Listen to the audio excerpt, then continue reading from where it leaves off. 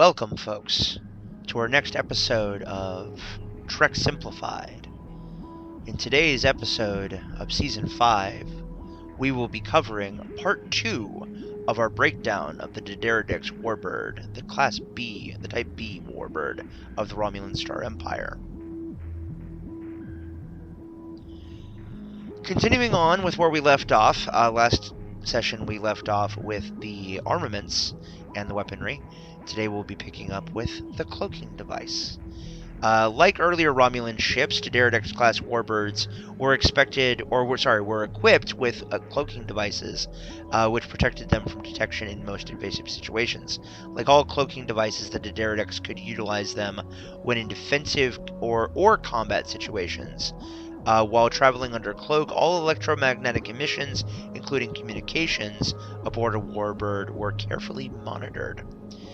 As was the case with virtually all cloaking devices, the warbird could not have its shields and cloak active simultaneously.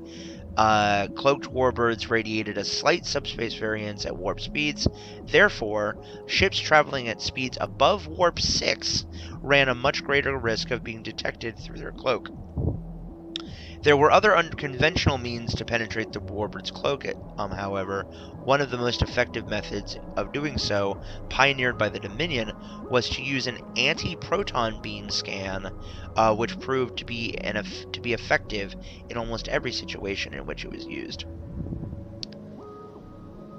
Next up, we have the propulsion systems. The fact that a typical D'Deridex class warbird used a forced quantum singularity, that's right, it used an artificial black hole as its power source, gave the ship some vulnerabilities. If that system was not functioning perfectly, or was damaged even slightly, it might have shown through the cloak as a magnetic disturbance of some kind. The destruction of the engine core of the D'Deridex warbird usually led to the complete destruction of the entire ship. In order for a warbird to remain undetected while under cloak, the radiative emissions from the warp engines had to be precisely balanced. A slight misalignment in any of the warbird's nullifier cores would create a small magnetic disturbance in space whenever the ship was in motion. This could make the ship detectable while cloaked. The effect of the disturbance, when it occurred, appeared intermittently as a polarized magnetic distortion. The use of the confined singularity limited the warbird's overall maximum speed. For a warbird to match the top speed of a Galaxy-class starship, it needed to exceed its maximum engine output by 30%. Holy shit! It needed to gain a third of it, more of its power. Holy crap. Doing this would typically inflict irreparable damage upon its warp coils. Yeah, no shit. The confined singularity could potentially cause time shifts into the future. This occurred to Starfleet Chief Engineer Miles O'Brien for a brief period as a result of this effect. He was able to prevent an attack on Deep Space Nine by a Romulan warbird. Lastly, if the singularity signature were carefully scanned, it could be monitored through the cloak. As for its additional systems, the warbird was equipped with at least one tractor beam located in the forward section of the warbird, specifically in the lower neck. As for its interior design, and folks, buckle up, this is going to be a doozy. The primary color scheme aboard warbirds was distinctively beige and green-gray or teal. Due to the extreme size of warbirds, these vessels were littered with numerous long corridors. As for its main bridge, the design of the main bridge of a warbird shared numerous similarities to both its Klingon and Federation starship counterparts. Located at the front of the bridge, against the forward bulkhead, was the ship's main view screen. Directly behind this, and to the left, was the location of the pilot's console, which contained helm, and possibly navigator functions. In some ships, the pilot stood at his console. In others, the pilot was allowed a chair. No seating for you unless I say so.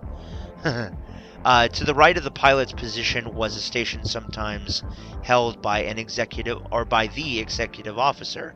This console had access to the ship's weapon systems. The command chair was located near the rear of the bridge. On a raised platform around the perimeter of the command chair were various stations. Major variations in bridge design included a side-by-side seating arrangement for the commander and subcommander. Next, we have the ready room. Adjacent to the bridge was the commander's ready room or command center. Although appearing to vary by ship, one style included, but was not limited to, a large desk, a couch with a removable table, and a window that provided a view of outside the ship, such as showing a perspective of space when the vessel was in its normal environment. In some cases, ready rooms functioned as command centers and included monitors and display consoles. This allowed the commander to monitor the control of ship or fleet activities without actually being on the bridge. Next, we have the ward room. This is a new one. The ward room was the conference it's the conference room. Was the conference or officer's room connected to the main bridge by a set of doors. Its function was similar to that of an observation lounge, but also served as the dining area for the ship's senior officers. Why wouldn't they just have a separate officer's mess? The ship's bloody big enough. Anyway, next we have the engine room. The engine room section was located at the ventral base of the forward head of the warbird. Its layout was similar to that of a Galaxy-class starship, with primary situation stations in the center of the room and associated consoles along the walls surrounding the room. One outstanding difference between the main engineering of a warbird and other Romulan starships, likewise distinguishing it from those of the Federation Klingon Empire, was the absence of a large matter-antimatter reactor core. In place of this bulky component, the Romulans had a wall compartment which contained the quantum singularity engine core. Next, finishing up, we have starting to the finish-up process, we have the procedure room. The procedure room aboard a warbird was a starkly lit chamber with a chair at one end of the room and with various movable pieces of equipment positioned around it. This is the torture room for the Tal Shiar. There's the shuttle bay. A shuttle bay was located 2 decks down from the ship's sea deck in Section 25. This area was large enough to contain at least one Starfleet Danube-class runabout.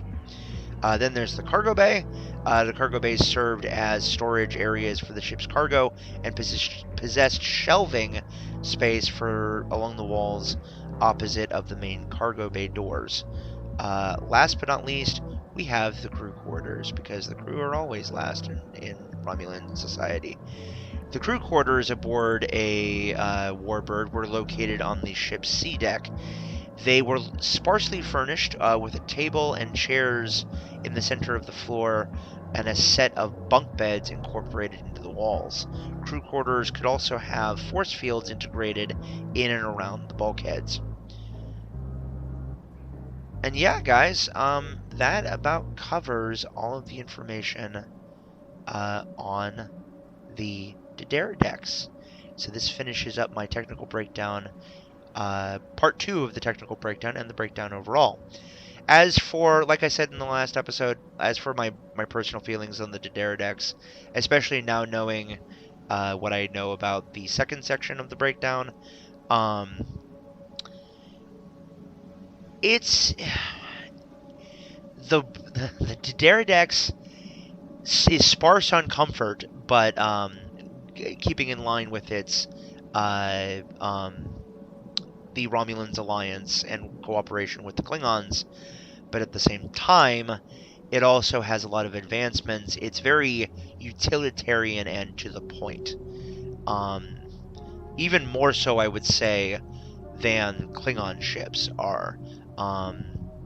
this is a ship that is very much, in my opinion, inspired by Klingon ships, at least in the way that their systems and the way that the ship is laid out basically internally. It is very heavily armed. It is true to its name. It is a warbird. It is meant to kill. It is meant to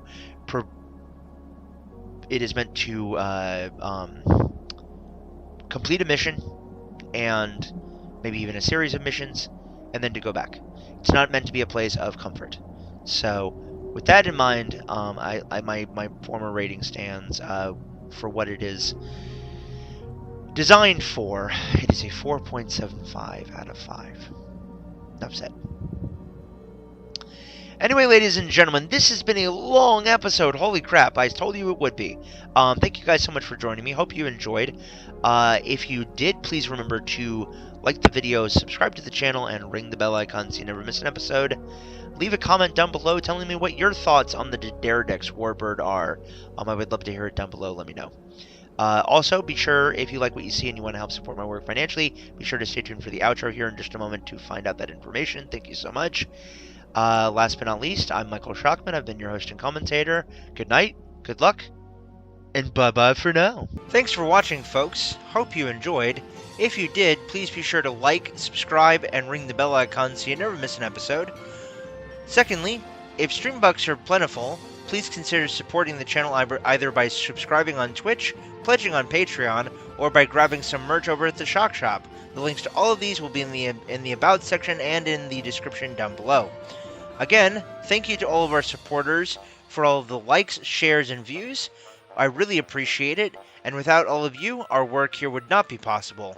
I'm Michael Schachman, folks. I've been your host and commentator. And remember, keep it real, keep it safe, keep it healthy, and we will see you guys all again soon in the next one.